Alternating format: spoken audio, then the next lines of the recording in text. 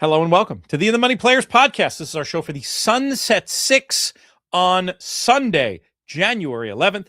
Peter Thomas Fornital back with you in the Brooklyn bunker once again, joined by a man coming to you from the greatest city in the world, though according to this telehealth visit, I think he's on the planet Texas. He's Jonathan Kinchin. Got to throw the inside jokes in there once in a while. How are you, my friend? Yeah, I mean, healthcare rant. I've been taking this inhaler since I'm in 7th grade. No, since I'm 7 years old. And they give me like 3 or 4 refills, and then occasionally I don't have a refill. I have to get the doctor to approve it. It's like, dude, I've been taking it, and it's not like I'm getting high. You know what I mean? It's like some opioid. Nothing. It's not the good stuff. It's just just trying to breathe a little bit. Dude. Yeah, good night. So, so I had to schedule an appointment to get it right. So one of the things I want to talk about on this show, Sunset Six, one of our favorite new wagers, as we've talked about the terms on many other shows, very player friendly. It's got the higher minimum, which helps blunt the edge of the computer teams, low takeout. But I will say this, just because it's a great bet for certain situations, it's not necessarily the bet you're always going to want to be playing, simply because you really do need to be capitalized to play it right. But what I love about it is that there are other bets you can get involved in on these same races at both Gulfstream, last 3 races at Gulfstream, last 3 races at Santa. That's the races of the bet. And particularly at Santa with that late double and late pick 3, also low takeout. I just wanted to emphasize the idea that we're not always saying, hey, definitely play the Sunset Six, especially some of these shows we'll go and we'll talk about, tickets that would be prohibitive for a lot of people. But that doesn't mean you shouldn't be paying attention to this product, because there's a lot of different ways to express your opinion. And then, hey, even if you want to play the Sunset Six, these other clever bets late in the card at both places give you the opportunity to hedge and or maximize your opinions. Maybe a sequence is chalked out a little bit. You really like some stuff late. Go back and play that in the late pick 3 at Santa Anita or the late double. I just feel like the more you can think about the full array of wagering options at Gulfstream and Santa Anita, the more effective these shows are going to be, even though we are nominally talking about the Sunset Six, and a lot of the betting that we're going to end up doing, whether it's in our own pockets or with the In the Money inner circle, are going to be in the Sunset Six. Just doesn't necessarily mean that we're saying, hey, you definitely have to play this bet. It's more like, hey, let's look at these races and these cool options. How do you approach the variety of interesting wagers? I didn't even mention the coast to coast, another terrific bet connecting races from Gulfstream and Santa Anita with extremely player friendly terms. How do you go about deciding which ones of these you're going to approach on a daily basis, and how, if at all, you might use these pools with each other? Yeah, I think we'll focus on the Sunset Six. I think is a good one for this conversation. It's like I look at this as like a great bet for I love a horse. And what I mean by that is there's so many different ways you could do that. Like, say you love a horse late at Santa Anita, you can single that horse. In a situation where if you're playing, you're taking a serious crack at a normal pick 5, a terrestrial pick 5, you don't necessarily, you might love a horse at 6-1, but it's like you got to still use a couple of others that you think could win, and you use some backups and things like that. But I think in this type of wager with the higher minimum, and what you can do is you can just single that horse in this wager, just single that horse. And then you can play the late pick 3 or the late pick 4, or the late pick 5 at Santa Anita using the other types of backup types of horses. You build up all that equity. And the other thing I like about it is I think it works really well like that. Love a horse at Santa Anita late. Or if you love a horse, I think it works even better if you love a horse at Gulfstream, because it allows you to single that horse, get halfway through the sequence. Now you got a couple of hours, take a deep breath, find out where you lie, where your equity is. You can play around with some math, have an idea where you might be standing, and then play the late pick 5 sequence at Santa Anita in a way to protect what you've already kind of built up with that first strong opinion, that 5-1 shot that you singled in the first 3 legs at Gulfstream that you hit. I think the sequence is, if you love a horse, you're supposed to really look at this and say, how can I take advantage of it? There's a lot of different ways to use different sequences as a weapon. And I think that's how I would use this one. Having said all that, there's also nothing against the old pick one, and we encourage people to bet to win when they have a horse like that they like, that they think is value. And that's some feedback we've gotten too, is people are very interested in best bets. And one of the things we're going to be doing on these Sunset 6 shows is, when we're done, going back and saying, hey, of all the horses we just talked about, if you could only bet one, which one would it be? We'll get to that in a bit. But now we're going to kick off talking about these races themselves, starting off with Sunday's 8th race at Gulfstream Park. Optional claimer with a first level allowance condition as well, going the flying 5 at Gulfstream Park. JK, how are we going to light this candle? Yeah, I mean, I think this is a great example of that kind of love a horse thing. I mean, I love Boats Are Rockin', the inside drawn horse. It just feels like, this horse got 3 or 4 races, the last 2 specifically, but 3 or 4 races that are just better than everything else in here. I'm going to get started here with this sequence with a single with the 1 ice cold single here, and using it to that conversation we had is that, you play the sequence with this single here. And if it goes well, then wow, you're sitting on some equity. You can come back and play the double. You can sit and watch the rest of the sequence, and then kind of start building how you're going to kind of attack and save and build around what you got going later at Santa Anita. But for me, it'll be a single with the 1. Yeah, this is my top pick as well. Class drop here should be just the trick for Boats Are Rockin'. Combined with the inside draw, seems like one who could prove the best speed versus this group.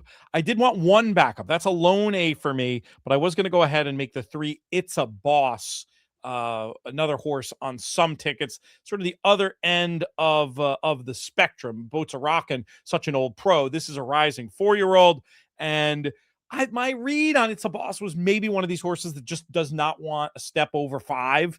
And if you isolate those 5 furlong turf efforts, the form looks better. The barn's been cold, but we know that can change in a hurry. Mostly 1, a little bit the 3 for me to kick things off in race number 8, as we pivot to race number 9, where once again, we've got an optional claiming / starter allowance situation. We're going 7 furlongs for these fillies and mares. Just a filly, the 2, is going to get another chance from me. My feeling is that this is an easier group than what she faced last time. And I also thought that was a little bit of a tricky trip, caught running between horses on her body of work. She just fits well with this group. And the 5, St. Olaf Rose, who was second to Just a Filly back on October 19th, might just be better on dirt, where she has a string of nice exacta finishes. I expect a good trip as well. I had a 2 and 5. What do you think about Gulfstream's 9th? Yeah, 2 and 6 for me. I wanted to have the 2 Just a Filly, who it's just everything you kind of like to see, right? Has those tactical numbers in terms of the pace scenario. You can be forward when it comes to dirt racing, especially going 6, 7 furlongs. I'm looking for horses that can find that position. I hate a horse that has to come from way out of it, and Just a Filly is one of those horses. And then 3, 4, 5, 6, and then I guess we're calling that Neom City, who ran really well last time. Got a quick number. The one concern I had is the pace wasn't all that quick last time. And so I wonder if that's what kind of pushed that one over the edge to kind of have one of those best races of the career. But still, drawn where they are, they could end up getting a very similar trip in here. So I wanted to try to get away with this one, 2-6. We close off the Gulfstream portion of the show by looking at the nightcap race number 10. We move to the turf for the rising 3-year-olds for a first level allowance. There is an optional claiming condition available as well. I'm going to throw the ball right back in your court, my friend. Who do you like to close things out at Gulfstream? Yeah, I'm going to go 1, 2, 3, 9. The 1, 2, 3, I think if you look down, those horses are pretty obvious for uses there. The 9 Patrol Squad 6, there's a lot of things to like here. First time Lasix. You got the big race at Kentucky Downs, where the horse ran well. There's been 3 horses to come out of there and win. And that number might be a little bit light, but that number was earned when this horse was a 2-year-old. You know how those 2-year-old numbers can sometimes be a little bit light. Comes right back, wins at Keeneland as well. There's been a couple horses to win out of there. And then there's that weird dirt try off the turf, why not find out type of race. And then comes back here, first race as a 3-year-old, and I think could be tough. So Patrol Squad 6 with the grow up move, but I want to make sure I also have the 1, 2, and 3. I was mostly 1 and 3 in here, though. I do like your case for the 9 runner as well, and we'll take a longer look there. First time against winners isn't easy, but I'm going with 2 of them in this spot. 1,000 Sticks, the 1. That was a good debut. Horse is well drawn again. Could be due for further improvement. Looked a little green last time. Looking at the run backs also from that race, that figure might be a couple points low, and the sectionals that he was setting were pretty strong. Lots of arrows pointing in 1,000 Sticks directions, and the 3 Gowerlock, another one of these first-time winner types, but I want to keep in the mix. I thought you could upgrade the effort stalking and pouncing in a fast-paced race last time, and those might be the exact circumstances again here. So 1-3, I'm going to go ahead and just steal your pick and say 1-3 and 9 for me. 1-2-3-9 for JK as we speed past the dinner break and end up out at Santa Anita. Very interesting card at Santa Anita on Sunday. We encourage you to take a look at the whole thing. Maybe we'll even have some In the Money Plus coverage of it. Also, just want to shout out everybody watching on YouTube. Encourage you to subscribe to the YouTube channel. And also, we're going to be talking about our best bets later. Let us know what your best bet is for this sequence down in the comments. We will go ahead to the second of the 2 stakes races at Santa Anita on Sunday. Grade 3, Las Ciénegas going down the hill, 6.5 furlongs. I'll kick this one off, JK. Spicybug, the 4-runner, has an angle I like, having run her best race ever on the downhill. That 90 fig she earned there isn't far off what it'll take to win this. I'm not against number 1, Queen Maxima. Super duper obvious. The rail draw isn't ideal, but she's one that I definitely want to keep on side on the old she's the fastest horse angle. 4-1 for me. How much do you believe in Queen Maxima? Let's start there. Are you with or against? Yeah, I mean, I'm pretty with Queen Maxima. There's been two opportunities on big days that I've tried to beat Queen Maxima, and both occasions she's stuffed me into a locker. Right? She did it at Churchill on May 2nd, the Unbridled Sydney. I didn't like her too much there. She galloped, and then she did it at Del Mar, and both of those were going a little bit shorter, right? Going that 5.5. Now she's got a chance to get back down the hill where she's won 2 times going down the hill. So Queen Maxima for me, ice cold. Yeah, I've nothing against her. Maybe I'm trying to be a little clever. I had that one angle, so I figure, hey, we'll throw another one in the mix. But I hear you. I mean, Queen Maxima, terrific. Nothing against her. We move on to maiden 32s for this next race. 3-year-olds once again. I thought that another Juanito has been in good form, and the last run might be a little bit better than it looked, closing into a slow pace. I was hoping maybe against this modest group, second time going long, could be a little closer. Don't want this horse to have to make up the same kind of ground this time around, but was one I wanted on side. The 1 Kilmer was another that I wanted on tickets. Bet to 2-1 against Similar at Del Mar. Dumped the rider at the break. Total X factor here, obviously, but probably has some speed given that he started his career sprinting and was bet like that last time. My numbers were 5 and 1 in Santa's 9th. Yeah, this was a spready one for me. 4, 5, 7, and 9. So the 4 Golden Chaser, the 5 another Juanito, excuse me. 4, 5, the 7 Trailblaze, and the 9 Bears Board. You know, one of the things that I've started to do in these types of races, especially these maiden special weight, maiden claiming types, is when you have these horses that mostly maiden claiming types, these horses that are kind of on these runs where it looks like they don't want to win.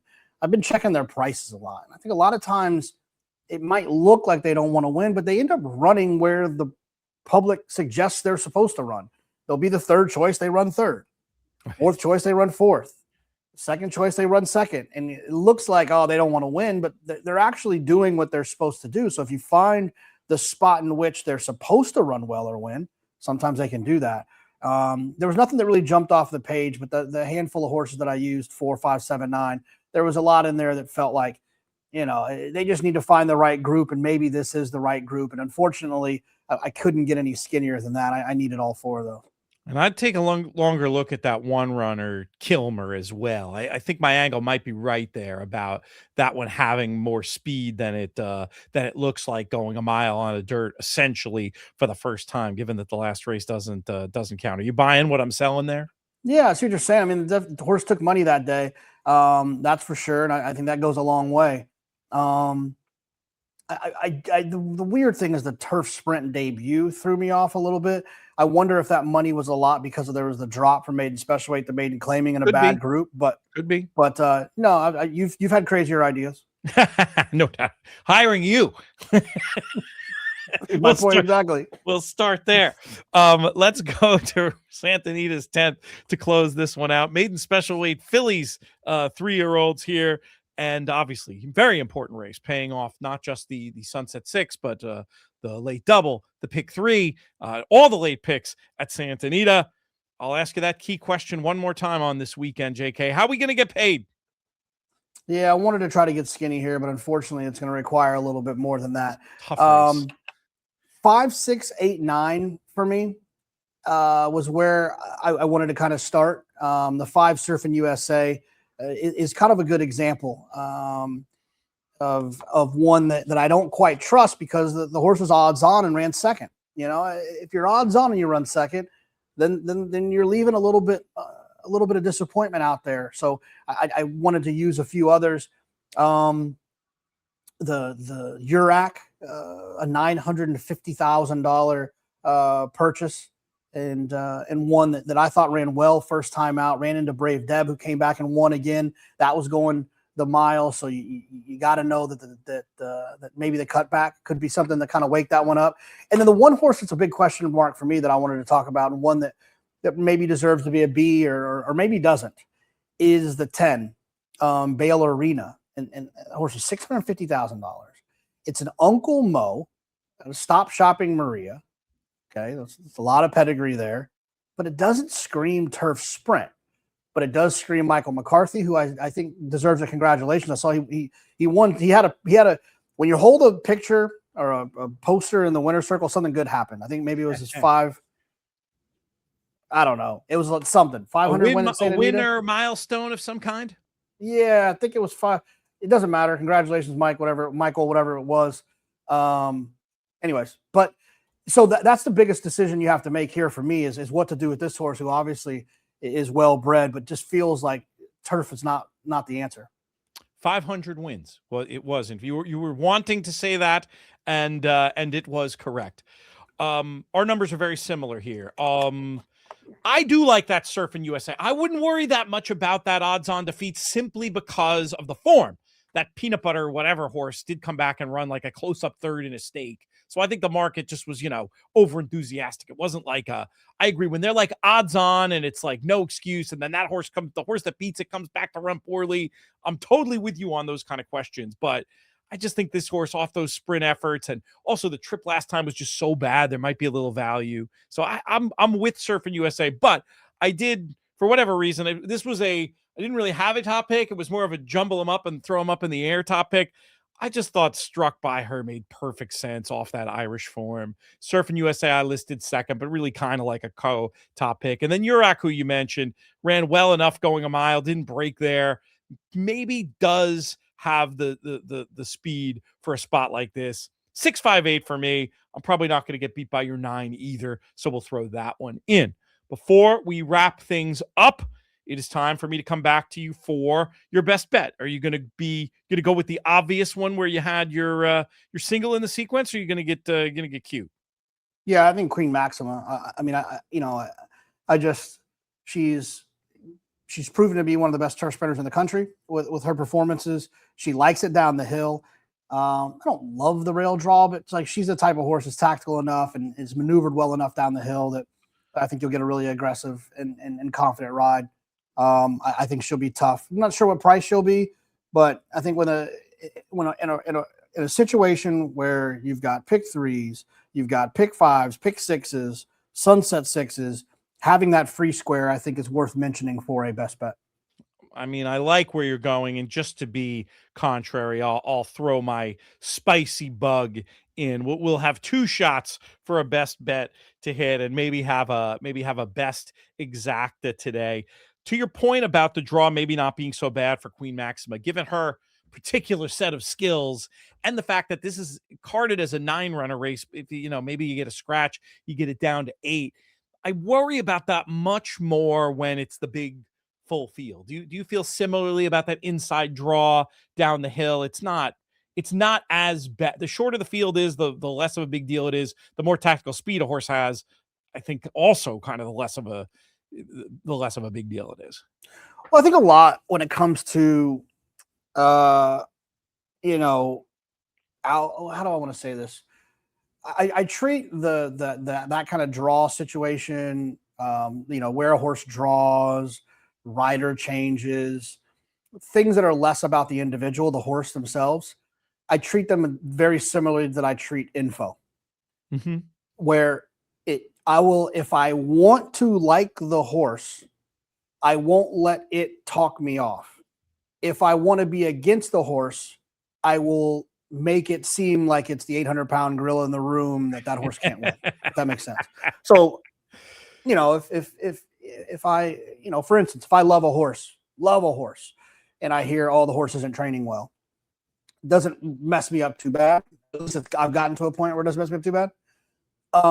If I kind of want to toss the horse anyways, but I was going to use him defensively, and I hear the horse isn't training well, you know, I'll toss that thing as far as I possibly can.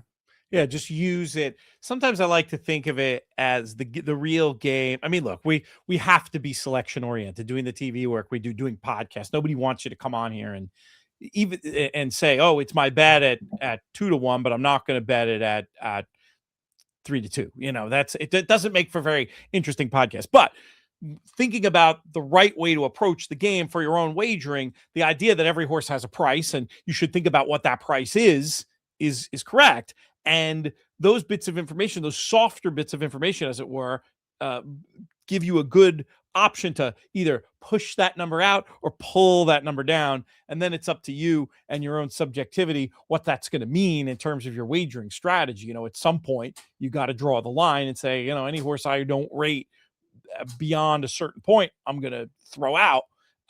Those kind of things can push it in that way. Anyway, well, all a long way of saying I don't think it's a big deal for Queen Maxima, but I'm going to be difficult and play Spicybug against you anyway. We'll see how it plays out on the track at Santa Anita on Sunday. Any closing thoughts from you, my friend, before we wrap this edition of the show? Good luck. Get this year started off right. There's nothing wrong with getting that getting in the green to start the year rather than going the other way. Good luck, Godspeed, all that good stuff. You got something else? Did you see that? Did you see you're not the only Eclipse Award winner now? Well, I mean, there are many others, but did you? Between the two of us. Oh my God, you're named for the. Is this a Fox Award or a Jonathan Kitchen Award? No, it's a Jonathan Kitchen Award. No, I'm kidding. It's for the Fox broadcast. That's great. Yeah. Congratulations to you and Michael Mulvihill and everybody over there who puts that stuff together. That's yeah. awesome. No, it's fine. That's cool. But are they gonna let you have the trophy? That's what I want to know. I was debating. Then we'll really talk. I was debating about whether I was going to go or not, but we'll that's a subject for another podcast. If not another podcast, perhaps a therapy session. So we'll leave that one to the side for now.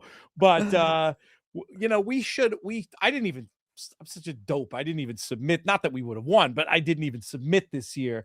It is something. I mean, that was so fun. I mean, I talked about great night in racing, talking about Gem Mint 10 on the other show. That was a special night, no doubt. I miss Naomi Tucker. I need to reach out to her. Anyway, this is all a long preamble to a goodbye, where we wish everybody luck and tell them to subscribe to the In the Money YouTube channel. And oh, by the way, may you win all your photos.